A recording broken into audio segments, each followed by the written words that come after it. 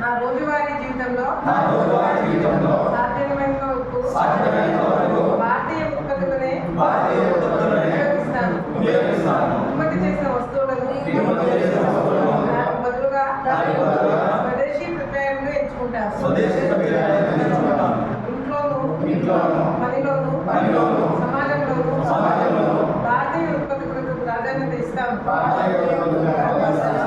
మన దేశ అన్నదాతలు మరియు చేతి వృత్తి కళాకారులకు మద్దతు ఇచ్చి స్థానిక పరిశ్రమలను ప్రోత్సహిస్తాను. యువతకు పిల్లలకు స్వదేశీ భావాన్ని అలవరించేలా ప్రేరణ కలిగించి కొత్త తరానికి స్వదేశీ ప్రాముఖ్యతను తెలియజేస్తాను.